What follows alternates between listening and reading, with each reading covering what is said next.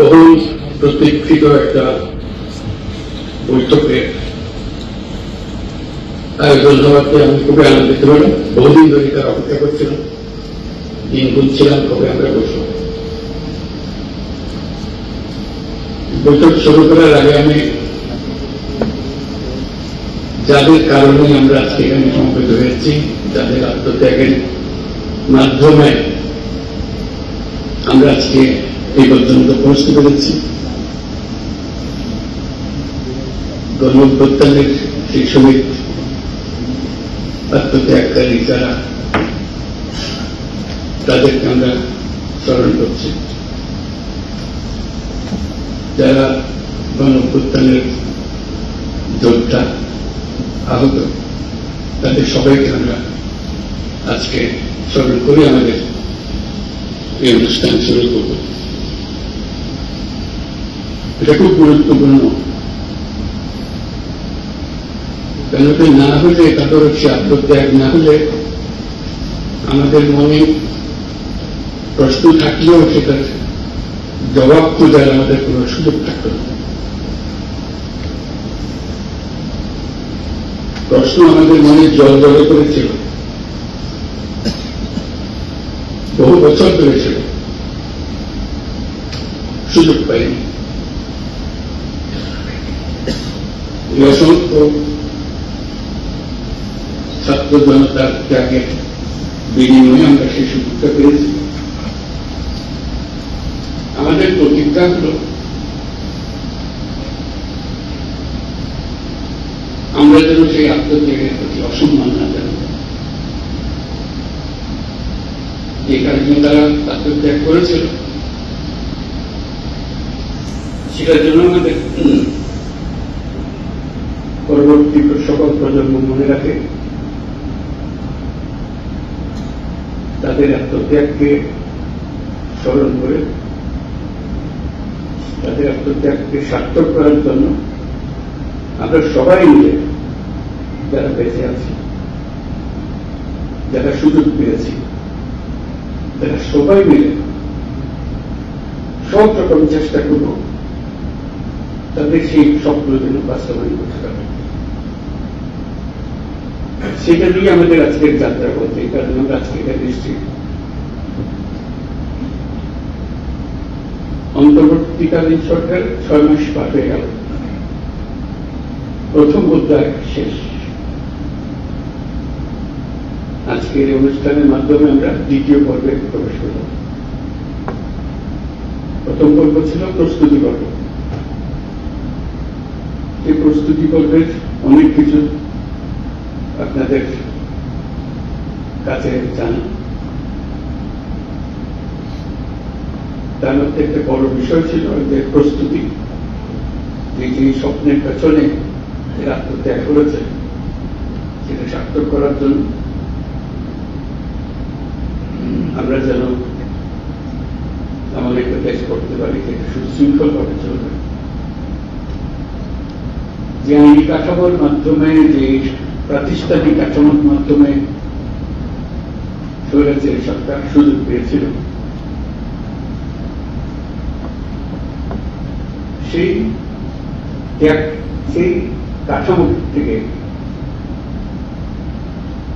কাঠামোর থেকে যেন আমরা পূর্ণরূপে বেরিয়ে চলে আসতে পারি। আমরা ছোটখাটো একটা হাডুডুল খেলার জন্য কেন জানি, ফুটবল খেলা তো বটেই, আন্তর্জাতিক খেলা, ক্রিকেট খেলা,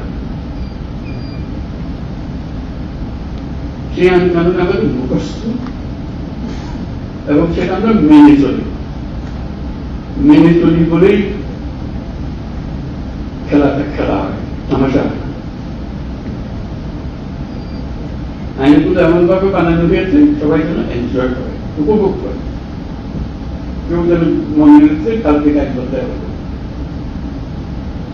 তাহলে খেলা থাকে। কিন্তু আমরা আমাদের দেশকে একটা তামাশায় পরিণত করতে পারছি। আইন বলে কিছু নাই, নিয়ম বলে কিছু নাই। যারা আত্মত্যাগ করেছে তারা আমাদের নির্দেশ দিয়ে গেছে, আমরা যেন সেসব আইন কানুন পাল্টে ফেলে নতুন বাংলাদেশের জন্য প্রস্তুত হয়। এই নতুন বাংলাদেশ করার জন্য কি আইন কানুন লাগবে, কিভাবে আমরা অগ্রসর হবো, সেই প্রশ্ন মাথায় রেখে আমরা কিছু সংস্কার কমিশন করেছিলাম। অর্থাৎ সংস্কার করতে হবে। তার মধ্যে প্রথম 6টা সংস্কার কমিশন প্রথমবারই করে ফেলেছিলাম, তারপর পরবর্তী তার অনুকূল করেছে। এই সংস্কার কমিশনের যারা মাননীয় চেয়ারম্যান তারা আমার পাশে আছেন, তারা এবং তাদের সহকর্মীরা যারা এই কমিশনের সদস্য ছিলেন, তারা যথাসাধ্য চেষ্টা করেছেন সংস্কারটা যে এমনভাবে হয় ভবিষ্যতের প্রজন্মরা আমাদের প্রতি কৃতজ্ঞতা প্রকাশ করতে পারে। আইনগুলো ঠিক করে দিয়েছিলেন বলেই আজকে আমরা মজবুত কাঠামো তৈরি করতে পেরেছি, যার উপরে ভিত্তি করে আমরা দেশ গড়ার কাছে রয়েছি। ওনারা যে সমস্ত জিনিস প্রস্তাব করবেন এবং বলেছেন, সেগুলো ওনাদের অভিজ্ঞতা এবং ওনাদের পাণ্ডিত্য এবং ওনাদের আলাপ আলোচনার মাধ্যমে তারা যে আক্রমণ করতে পেরেছেন, সেটা ওনারা তুলে ধরেছেন। এবং তাদের সবাইকে আজকে যারা উপস্থিত আছেন তাদেরকে ধন্যবাদ জানাই, এবং যারা আজকে উপস্থিত নাই তাদের সদস্যবৃন্দ তাদেরকে আমরা ধন্যবাদ জানাই এই কষ্টটুকু করার জন্য। এখন আমাদের কাজ হলো এগুলো কতটুকু আমরা গ্রহণ করব, কত দ্রুত গ্রহণ করব, কিভাবে অগ্রসর হব। তো সেটা তো ওনাদের যে অভিজ্ঞতা তার উপরে ভিত্তি করে রচনা করা। তখন আপনাদের অভিজ্ঞতা এবং আপনারা যেহেতু জনগণের নেতা, রাজনৈতিক দলের নেতা, আপনাদেরকে প্রতিনিয়ত এই আইনগুলো, নিয়মগুলো, প্রতিষ্ঠানগুলোর সঙ্গে মোকাবেলা করতে হবে। সেজন্য ওনাদের এগুলো আপনাদের সামনে দেওয়া হবে। আজকে আলোচনা শুরু করব। আলোচনাটা একাডেমিক আলোচনা না, বাস্তব আলোচনা। কোনটা আমরা কাজে লাগাতে পারবো, কোনটা লাগবে, কোনটা লাগবে না, কিভাবে সংশোধনগুলো ভালো হবে ইত্যাদি আলোচনা। যাতে ওই স্বপ্ন, যে স্বপ্ন আমরা এমন ভাবে মজবুত ভাবে আইনকানুনগুলো বানাবো যে সবাই মেনে চলবে, এবং এই মেনে চলার মাধ্যমে আমরা একটা সুন্দর সমাজ, সুন্দর রাষ্ট্র গঠন করতে পারব। সেই উদ্দেশ্যেই আজকে বসা, এবং কিভাবে এই আলাপটা চলবে, সংলাপটা চলবে, সেই সম্বন্ধে একটু ধারণা দেবেন প্রফেসর আলিয়াস। এটাকে কেন্দ্র করে আমরা আরেকটা ছোট কমিশন করেছি এই 6 জনকে নিয়ে, এবং আমাদের শুধু তার মধ্যে ঢুকিয়ে ঐকমত্য প্রতিষ্ঠা কমিশন। একটা ঐকমত্য আনা, সবাইকে মিলিয়ে তার উপর চাপিয়ে দেওয়ার জন্য না। গুরুত্বটা আমরা সবাই বুঝি, এটা নিয়ে কাউকে কিছু বোঝাতে হবে না, কিন্তু আমাদেরকে গ্রহণ করতে হবে, কাজে লাগাতে হবে। এবং আজকের দিনটাতে এই যে দ্বিতীয় পর্বে শুরু করছে, এটা প্রচন্ড সুযোগ। সুযোগ এই জন্যই যে আমরা এমন পর্যায়ে আছি এখন, আমাদের মধ্যে ঐক্যমত সৃষ্টি হলে আমরা সেগুলো কাজে লাগাতে পারি, এবং এবার কাজে লাগালে সেটা বংশ প্রজন্ম পরম্পরা সেটা চলতে থাকে, এবং একটা সুন্দর দেশ আমরা পাবো। এই ভাবনা থেকেই আমরা এগুলো গ্রহণ করব। যে আলোচনাটা কত মসৃণ হবে, সুন্দর হবে, সেটা আপনারা স্থির করবেন। আমাদের পক্ষ থেকে আমরা সুপারিশগুলো আমাদের কাছে নিয়ে এসেছি, এবং কমিশনের যারা সদস্য তারা আমাদের সঙ্গে বসতে জিনিসগুলো ব্যাখ্যা করেছে, চাকরি দেওয়ার জন্য না, চাপানোর ক্ষমতা আমাদের নেই। আমাদের শুধু আপনাদেরকে বোঝানো যে কেন করা হয়েছিল, কি জন্য করা হয়েছিল, কোথাও কারণে করা হয়েছিল, সেই দিক থেকে আমরা কোন জিনিসটাকে অ্যাপ্রোচ করবো এবং এগিয়ে নিয়ে যাব। আপনাদের সহযোগিতা চাই এটা আমি বলবো না, কারণ এটা আপনাদের কাজ, আমার কাজ, একার কাজ। যেটা আপনারা জনগণের প্রতিনিধিত্ব করেন, আপনাদেরকে বলতে হবে সমাজের কাঠামো কোন করতে হবে, কিভাবে কোনটা এক্ষুনি করা যাবে, কোনটা দুদিন পরে করা যাবে, সর্বদিক সময় নিতে হবে। কিছু সামান্য রদবদল থাকলে এখানে বলবেন যেখানে একটু রদবদল করলে কিন্তু সুন্দর হয়ে যাবে, আপনাদের ইচ্ছা। আমরা সাচিবিক কাজগুলো আপনাদের করে গেলাম, আপনাদের সহায়তা দেব ব্যাখ্যা করার জন্য, ব্যাখ্যা দেওয়ার জন্য। এই 6 মাস যে 6 মাসের কথা বললাম, এটা অন্তর্বর্তীকালীন সরকারের জন্য খুব মহা গুরুত্বপূর্ণ সময়। আমরা একটু লন্ডভন্ড অবস্থার মধ্যে দায়িত্ব নিয়ে চেষ্টা করেছি এটা কোন রকমের সচল করার জন্য, কাজে লাগানোর জন্য। কিন্তু এই 6 মাসের যে অভিজ্ঞতা, সেটা আমাদের সবাইকে একটা প্রচন্ড সাহস দেবে। এই 6 মাসের অভিজ্ঞতা হল আমাদের দলমত নির্বিশেষে সাধারণ মানুষ সহ, রাজনৈতিক ব্যক্তি সহ, রাজনৈতিক নেতৃত্ব সহ সবাই যে সমর্থন দিয়েছে এই অন্তর্বর্তীকালীন সময়ের জন্য, এটা বড় লেটারে দেখা থাকবে যে সমর্থন আমরা করতে পারি, আমরা একত্র হতে পারি। আমাদের মধ্যে অনেক তর্ক বিতর্ক করা, দূরত্ব সৃষ্টি করার কত প্রবণতা আছে, কিন্তু এই একটি জায়গায় আমরা এখন এক আছি এবং আগামী আমরা এক থাকবো, সে বিশ্বাস আমরা। এইটা যদি ঠিক থাকে, যেভাবে আমরা প্রথম 6 মাস কত বলতে আমরা শেষ করলাম, দ্বিতীয় অধ্যায়ে যদি আমরা ঠিক থাকতে পারি, তৃতীয় অধ্যায়ের জন্য আমাদের কোনো চিন্তা নেই, আমরা নিশ্চয়ই কিন্তু একটা জিনিস আমাদেরকে পরিষ্কার থাকবে, এটা একটা মস্ত বড় শক্তি। প্রথম অধ্যায় যেভাবে আমরা কাটালাম, এবং এই কাটানোর মধ্যে যে সমস্ত শক্তি আমাদেরকে ব্যাহত করার চেষ্টা করেছে, আমাদেরকে গুণদূর করে দেওয়ার চেষ্টা করেছে, তাদেরকেও সুন্দরভাবে সবাই মিলে মোকাবেলা করতে পেরেছে। দ্বিতীয় পর্বই হাঙ্গামা হবে, কারণ যাদেরকে বাংলাদেশের মানুষ দাঁড়িয়ে দিয়েছে, অস্বীকার করেছে, তাদেরকে ত্যাগ করেছে, তারা ফিরে আসার জন্য অত্যন্ত ব্যাপক, প্রতিদিন তাদের জন্য মূল্যবান নেই, দেরি হলে তাদের জন্য অসুবিধা।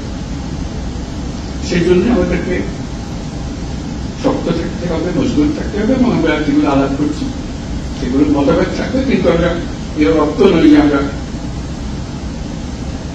একত্র নই, আমরা একত্রে থাকবো। এটি প্রথম পর্বের আরেকটা অভিজ্ঞতা হল একই সঙ্গে এই যে আপনাদের সমর্থন, জনগণের সমর্থন ছাড়া আন্তর্জাতিক বিশ্বের সমর্থন। আপনারা হয়তো লক্ষ্য করেন সারা পৃথিবী জুড়ে আমাদের একটা বড় রকমের সমর্থন গড়ে উঠেছে, যে কারণে অপর পক্ষ সুবিধা করতে পারছে, পদে পদে ব্যাহত হচ্ছে। যেখানে যাই বহু গল্প রচনা করেছে, গল্প ঠিক হচ্ছে শেষ মিস্টার ট্রাম্পের হাতেই আবার সে গল্প চালাতে গিয়ে চালাতে পারল না। যত ছোট রাষ্ট্র, বড় রাষ্ট্র, ধনী রাষ্ট্র, মাঝারি রাষ্ট্র, সবাই আমাদের করছে, কেউ কোন রকমের দ্বিধা হয়, গ্রস্ত হয়। তারা তাদের ভাষা শুনে আমাদেরকে জবাব দেয়। আমরা যখন তাদের সঙ্গে কথা বলতে বসি, বিস্তারিত জানার আগে প্রথমে বলে কি লাগবে বলো, আমরা আসি। এর চেয়ে পরিষ্কার ভাবে কথা বলা এটা রাষ্ট্রের প্রধান বা প্রধান নির্বাহী আর কি হবে। এবং তারা এই পর্যন্ত সেটা মেনে গিয়েছে এবং তো চালাচ্ছে এবং ক্রমাগত ভাবে তাদের সমর্থন বাড়াচ্ছে। কাজে আমাদের এই যে দুই সমর্থন, আভ্যন্তরীণ একটা সমর্থন, আন্তর্জাতিক একটা সমর্থন, এই দুই সমর্থনের ব্যাপক দিক আমরা যদি এই নতুন বাংলাদেশ করতে না পারি, এটা আমাদের কপালের দোষ বোঝা ছাড়া কি বলব। আমরা এই সুযোগ ছাড়তে চাই। আন্তর্জাতিক মহলও আমাদেরকে জিজ্ঞেস করে তোমাদের অর্থনৈতিক দিক থেকে আমরা সাহায্য করতে পারি, কিন্তু সংস্কারের ব্যাপারে তো আমরা সাহায্য করতে পারি, তোমাদের কি করতে হবে। এই জন্য যেটা মনে করি যে তোমাদের এই সংস্কারটা দরকার, তাহলে আমাদের এই যে পরিবর্তনগুলো হবে সেগুলো টিকে রাখা যাবে। আবার কয়েকদিন পরে আরেক মহাক্ষমতার সাথে আরেক প্রধান দিকে এগিয়ে যাবে, গণ্যমান্য করে দেবে। আমাদের যত অর্জন আন্তর্জাতিক মহলের সমর্থন এবং সহায়তা এবং শুভেচ্ছা, এটা আমাদের জন্য বাস্তবে সম্ভব। শুধু ভাবা দিচ্ছে না, নতুন অর্থনীতি গড়ে তোলার জন্য যত রকমের সাহায্য লাগে। আমরা তাদেরকে বহু রকমের স্বপ্নের কথা বলছি, করতে চাই, করতে চাই। তাদের জবাব করতে আমাদের তো কোনো সুবিধা নেই। তোমরা করতে পারলে আমরা আছি তোমাদের সঙ্গে। কোন কোন রাষ্ট্র যারা খুব শক্তিমান রাষ্ট্র এমনই বলেছে এই কাজটা করার জন্য তুমি যদি মনে করো একজন স্পেশাল ব্যক্তিত্ব মাঝখানে দেওয়া আছে, আমাদের পক্ষ থেকে তোমাদের সঙ্গে যোগাযোগ রাখবে, যাতে করে তোমাদের কোনো অসুবিধা না হয়। শুধু সমর্থনটা কাজে লাগানোর জন্য আয়োজনটা করে দিচ্ছে। কাজে এই প্রেক্ষিতে আমরা এই কাজে নামছি, দ্বিতীয় অধ্যায়ে নামছি। এটাতে আমাদের ব্যর্থ হবার কোন সুযোগ নেই, আমরা ব্যর্থ হতে চাই না। নানা জনের নানা মতামত থাকলে তা তো ঘটে, সেই নিয়ে তো সমাজ। এরা সমস্ত জিনিস বিবেচনা করে, দেশের অভিজ্ঞতা বিদেশের অভিজ্ঞতা বিবেচনা করে এটা সুপারিশ মালা তৈরি করে দিয়েছে। মূল্যবান সম্পদ, এই সম্পদ বাংলাদেশের ইতিহাসে রক্ষিত হবে, এই সুপারিশ করেছে। আমরা যারা বাস্তবায়ন করব তাদের জন্য আপনারা নির্দেশনা দেবেন, যেগুলো এভাবে সবাই মিলে, এটা বাংলাদেশ নয়, সবার জন্য।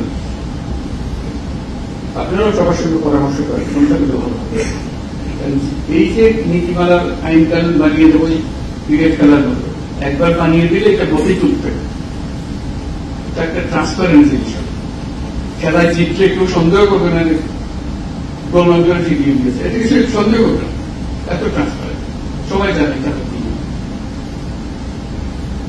এখন যে খেলা চলতেছে সে খেলা জিতলেও ঠিক মতো জিতলেও সন্দেহ লাগে, কিছু একটা কলকাঠি নিয়ে করেছে। এই কলকাঠি নাড়ার বিষয়টা আমাদের মনে থেকে দেখে, কলকাঠি ছাড়া যে একটা নিয়মে চলতে পারে বেশ, এটা আমি বলে গেছি। আন্তর্জাতিক সমর্থনের কথা বললাম, আরেকটা সমর্থনের কথা বলি না বলে পারছি না, এটা মনটা বড় হয়ে যায় বলতে গিয়ে। এসব সমর্থনের কথা বলি, জাতিসংঘের সমর্থন। আপনারা চিন্তা করেছেন যে রিপোর্টটা সালে প্রকাশিত করুন, human rights high commissioner for human rights, তাদের একটি রচনা, তাদের একটি প্রতিবেদন তারা পৃথিবী করে দিয়েছে। এখন কারো কোনো বর্ণনা, কারো কোনো বয়ান আকর্ষণ না, বুঝেই পাই। আর কত সমর্থন চাই আমরা?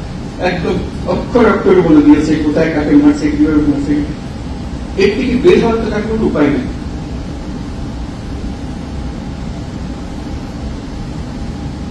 বাংলাদেশকে ফিরে যে অপপ্রচার চলছিল, এক প্রতিবেদনে সমস্ত সমাপ্ত, বলতে পারবে কিন্তু আওয়াজ বেরোবে না। তো সেরকম সমর্থন আমাদের প্রতি তারা সমাজে দেখছে এবং অন্যান্য প্রতিষ্ঠানের প্রতিবেদন বের হয়েছে, তাদেরও খুবই জোরালো। আমরা সেদিন আয়না ঘরে গেলাম, মানে মানুষ কত নির্মম হতে পারে, বিভৎস বিশ্বাস সৃষ্টি করতে পারে, নৃশংস হতে পারে, এর চাইতে বড় নমুনা বলে আর পাওয়া যাবে না। আমাদের শুধু দেখতে কষ্ট লেগেছে, যারা বছরের পর বছর সেখানে থেকেছে, আপনাদের বলতে হবে তাদের কথা চিন্তা,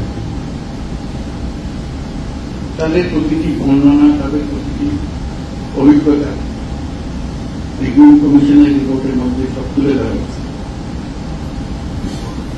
এই ছবিগুলো পত্রিকায় প্রকাশিত হওয়ার পরে দেশের ভেতরে এবং আন্তর্জাতিক ভাবে মানুষ প্রথম বুঝতে পারলো আমরা কি কিসের কথা বলছি।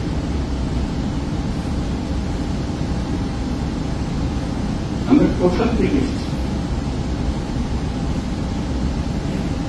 কাজে আমাদের প্রথম পর্বের এই সম্পদ নিয়ে আমরা দ্বিতীয় পর্বে আসলাম।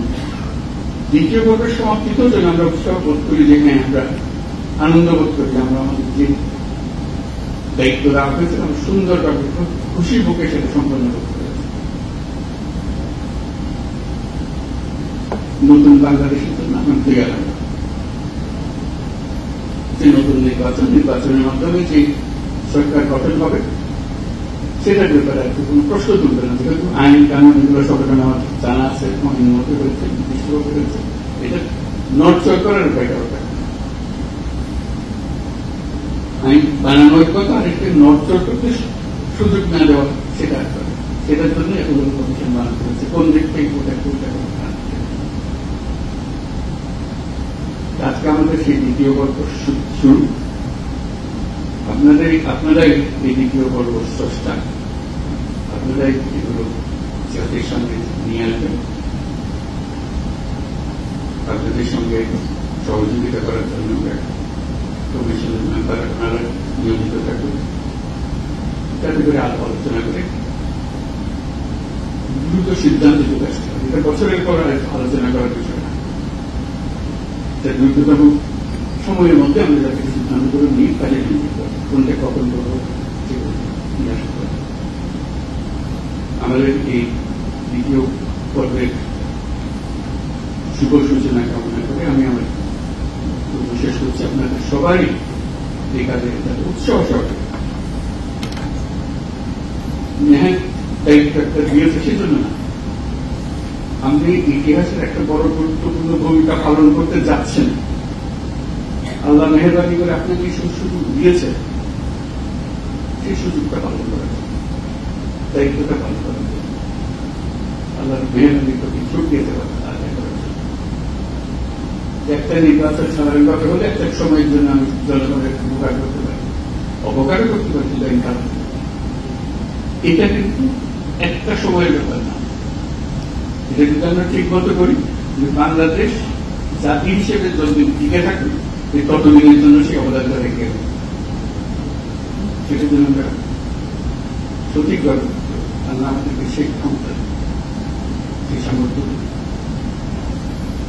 আপনাদের আজকে সবাই আসার জন্য, এই অনুষ্ঠানে অংশগ্রহণ করার জন্য ধন্যবাদ জানাচ্ছি। এবং আমরা শুনবো এখানে কিভাবে হবে, আলোচনাটা কিভাবে নিয়ে যাওয়া হবে, সেগুলো আমরা শুনবো। তারপর আস্তে আস্তে কাজে নিয়ে যাবো। সবাইকে ধন্যবাদ। ওমানের সেরা রেট দিচ্ছে বাংলাদেশি প্রতিষ্ঠান গালফ এক্সচেঞ্জ। প্রিয়জনকে টাকা পাঠাতে আজই আসুন আমাদের যে কোনো ব্রাঞ্চে অথবা কল করুন স্ক্রিনে দেয়া নাম্বারে। গালফ এক্সচেঞ্জ, বাংলাদেশিদের প্রিয় এক্সচেঞ্জ।